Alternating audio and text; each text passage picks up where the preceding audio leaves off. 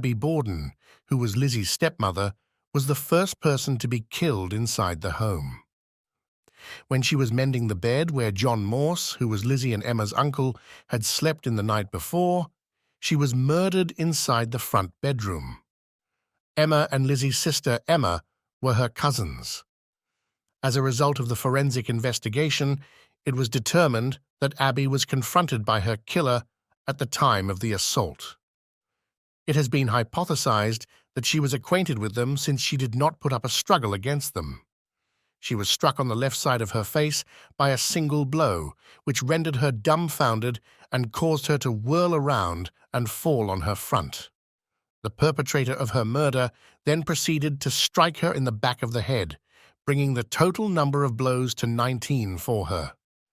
At roughly 9:30 in the morning, it is commonly assumed that Abby was murdered.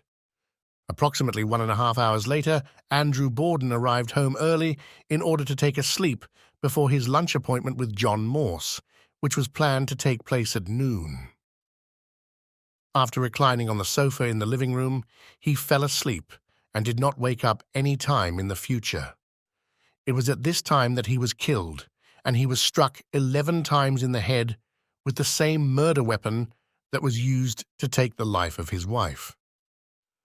Andrew was under the impression that he was sleeping when the first strike made contact with him, since he did not see the assault coming. Lizzie Borden and Bridget Sullivan, who worked as a maid for the Borden household and was known as Maggie, were the only two who were there at the time of the killings. While Emma Borden was already on her way out of town, John Morse had already departed to perform some errands in the main city. A little after 11 o'clock in the morning, Lizzie came upon the corpse of her former father. The moment she laid eyes on the deceased, she cried, "Maggie, come quick!" He has passed away. Someone entered the room and took his life. Maggie and the Borden family's neighbor made the discovery of Abby Borden's corpse not long after the Bordens' whereabouts were questioned about her disappearance. Following Lizzie's statement that she had heard her return home earlier, the two ladies proceeded upstairs to search for her. The corpse of Abby was discovered in the bedroom, where it was lying in a pool of her own blood. They discovered it when they climbed the stairway. Despite the fact that the Bordon murders have not been solved to this day, there are a number of hypotheses that attempt to explain who the killer or murderers may have been. Lizzie was a primary suspect, and despite the fact that she was determined to be innocent, the general public continues to believe that she is a probable murderer. There are several contradictions in the inquiry, as well as primitive forensics, which have contributed to the mystery surrounding the case. An all-male jury who couldn't conceive a woman of that day and age doing such a horrific deed ultimately decided that Lizzie should not be charged with murder and exonerated her of the allegations. Lizzie did, in fact, have a reason. There is a widespread belief that Lizzie's killings might have been motivated by her desire to inherit her father's inheritance, which provided her with a significant amount of riches. Lizzie's own statements were the source of most of the contradictions that were found in the case. The interviews that took place in the days that followed the killings revealed a disjointed chronology of how Lizzie remembered the events that had transpired.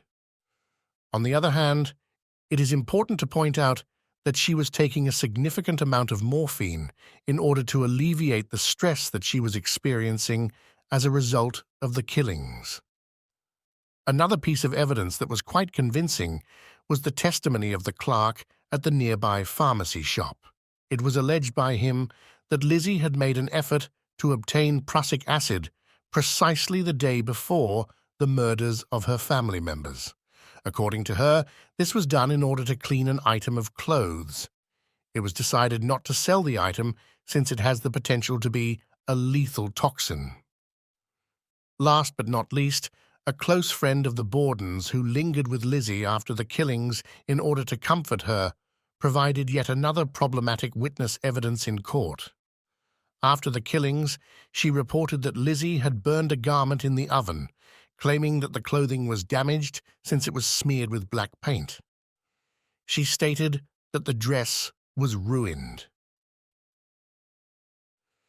There are many people who think that Lizzie may have burned a blood-soaked clothing that she may have worn at the time of the murders, despite the fact that this is a feasible explanation. The family's maid was another person of interest in the investigation.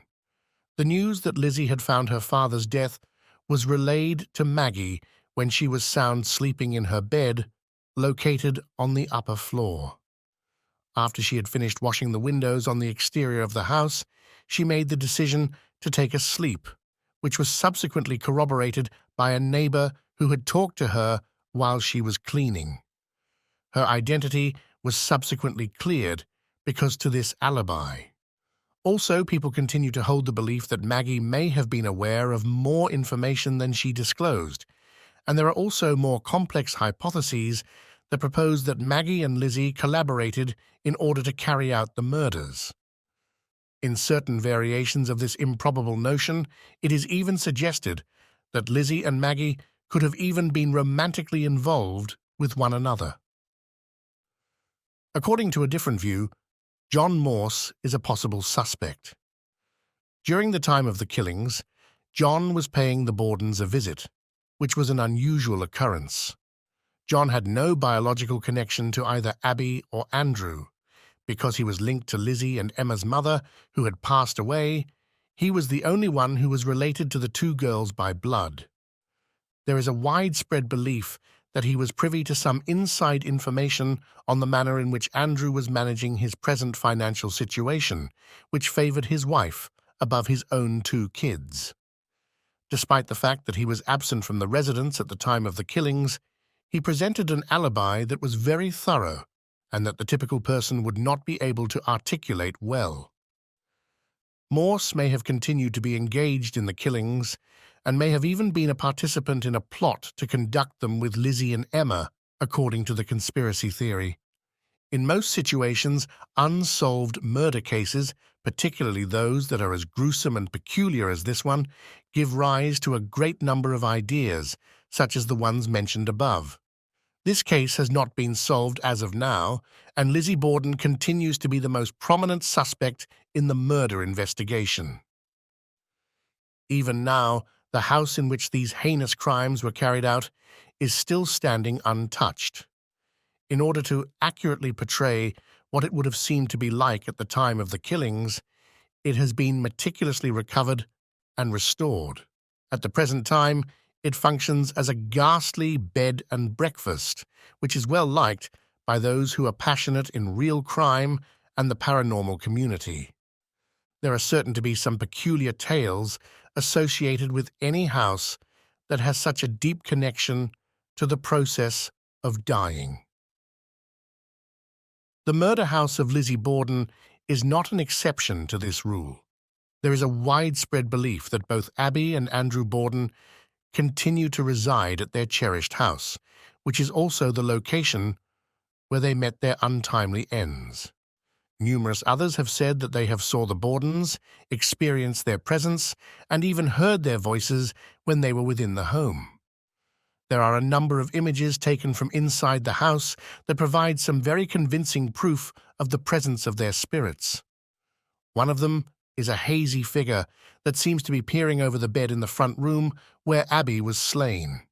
Another is a face that appears to be hauntingly similar to the face of Abby that was recorded on camera staring out the rear window of the home. Additionally, a shadow creature has been caught and seen around the home, particularly on the staircase in the rear. It is believed that this shadow entity is known to be that of Andrew Borden. Inside the home, a multitude of additional light abnormalities, electronic voice phenomena, EVPs, of voices and sights that are comparable have been seen and documented. In yet another intriguing shot, a light orb was taken inside the bedroom where the murder took place. An eerie resemblance may be seen between this light and the face of John Morse when it is magnified. It is interesting to note that these well-known Bordon murders are not the only ones that have occurred in the home. It is possible that other ghosts have taken up residence there. Years before, to the murders of Andrew and Abby Borden, another terrible incident that is not as well remembered occurred at the home that was directly next to the Bordens. Unfortunately, a lady named Elizabeth Darling Borden, who was suffering from postpartum depression, tossed her 3 children into the well that was located on the property. After that, she proceeded to take her own life by slashing into her neck with a razor while she was inside her own house. One of the children was able to make it through the ordeal alive, but the other 2 did not do as well. It is said that the ghosts of these children who went missing are still present in the part of the Borden home that is located on the 2nd floor, where toys are placed out for them.